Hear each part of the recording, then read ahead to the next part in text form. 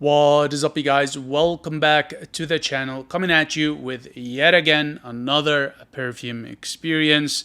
And for today, I have for you Loumari's Nayssabour. All right. So this is the sampler. So I have yet to smell this, you guys. I'll be experiencing this with you for the first time. And the way we will proceed about this, we will start off by the musing description off of Loumari's website, followed by a breakdown of the notes. Then I will do a perfume experience with you guys. But before we get started, and as per tradition on this channel, make sure to grab your favorite snack, your favorite bevy or cafe, and sit back and relax and enjoy the awesomeness heading your way. Now, let's get started. So, Nayssabour. Allow yourself to travel beyond the limits of time and space and make an unforgettable journey, as well as an incredible experience by diving into the heart of the Orient, to a certain golden age. Arabized Persian, Nayssabour, populated with its renowned dignitaries, is a mythical city embodying the soul of the nobility. Its influence never ceases to light up the hearts and inspire the spirits. Its legendary turquoise continued to decorate bodies and edifices. The scent of Nayssabour is a praise and incentive to immersion and travels. The notes of the perfume are deeply woody and ambery. The Agarwood from Laos is enhanced by saffron and raspberry, and the sandalwood is intensified by patchouli. So, for the top notes, we have amberwoods and agarwood. In the heart notes, there's a raspberry, rose, and clove. And in the base notes, there's saffron, benzoin, vanilla, patchouli, and sandalwood. And the nose behind this is Amelie bourgeois, whatever the way of pronunciation is. All right, the first time experiencing this, you guys, so I'll go ahead and spray. All right, sprayer is generous, really good. Interesting. This reminds me a lot of the DNA of Electimus London. Yeah, this is nice though. It's the one thing I find about this house is that they do classy perfumes very, very well. Smells a bit like an old school perfume, like something I would have smelled my parents put on, but with a modern twist. Does have more of a British DNA to it rather than French. Yeah, fascinating. Okay.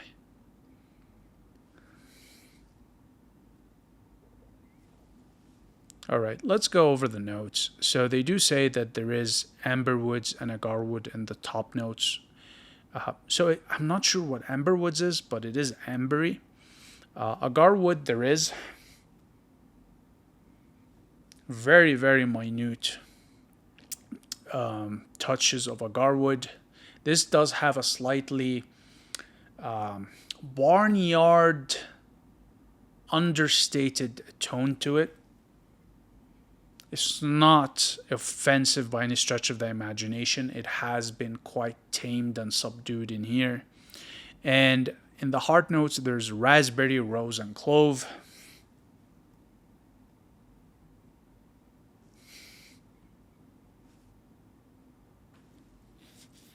So that's a bit tough to pick on. There is definitely a fruity and floral element to this, but it comes across more as synthetic, so I'm not really able to pinpoint the specific note.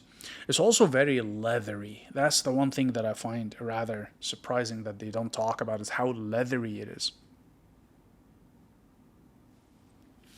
Okay, saffron, there is, yes. Benzoin, yes. Vanilla,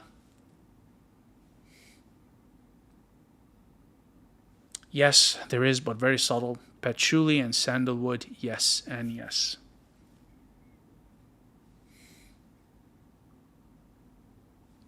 Yeah, it's very Electimus London like in terms of profile, which has this more of that British DNA rather than that French perfumery DNA.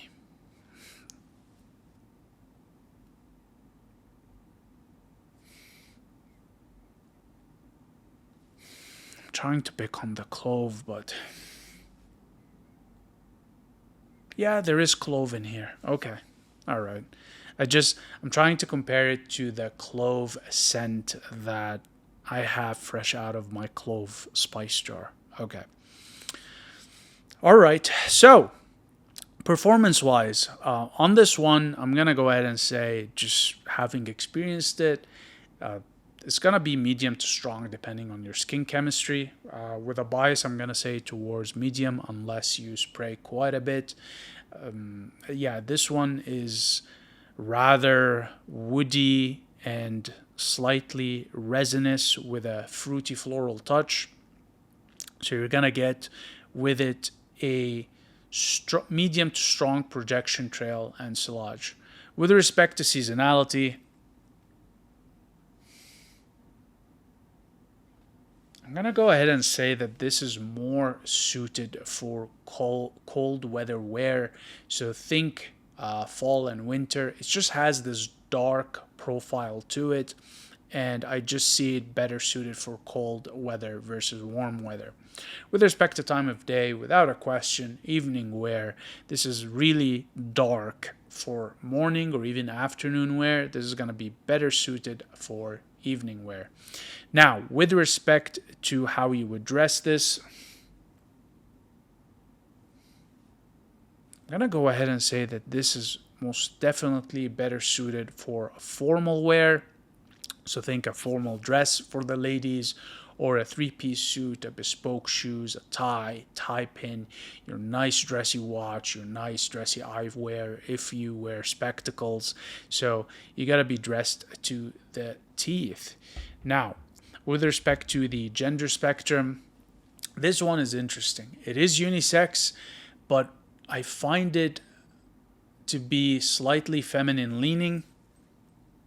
Even though there's the resins, the woods in here, they do have definitely a masculine touch to them.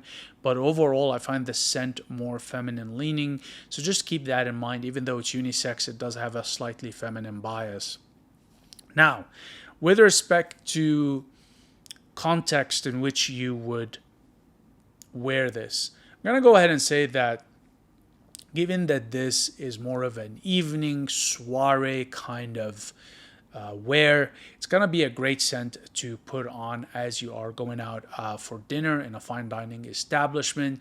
Maybe you're going to catch up with friends over cocktails, or perhaps you are going out for a charity gala that's taking place in the evening. So think really formal, slightly high-end setting where you require a scent that does have class, sophistication to it, that is not offensive, but displays a particular air of luxury, okay? And it's kind of, I always find with scents like this, it most certainly is a class differentiator kind of a scent.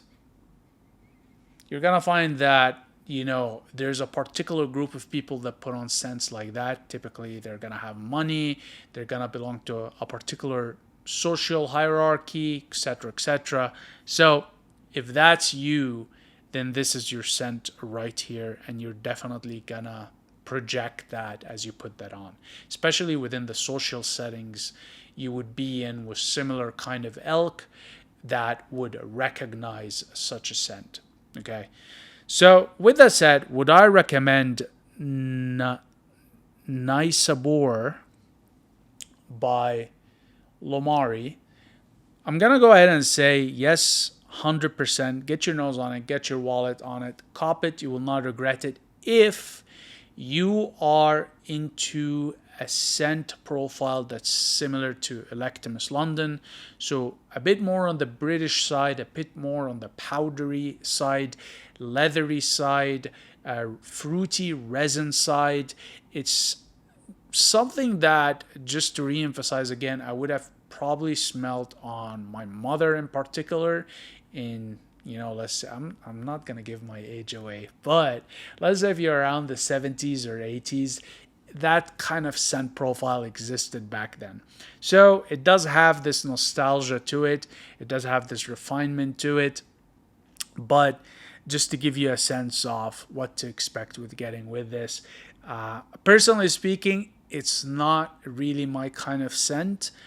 Even though it's good, it's just that I really don't like this sort of British DNA, and this reminds me a lot of a British DNA kind of a perfume. Okay, that sort of makeup, powdery, kind of rusty, not rusty, sorry, rustic quality to it, which I'm not a big fan of personally, but I know others are. The other thing I will say is that it does have no, maybe not. Okay. Yeah. All right. So I think that'll be it for this one, you guys. I'm going to wrap it up here. As per usual, very much appreciate your time and attention, and I'll see you in the next one. Cheers.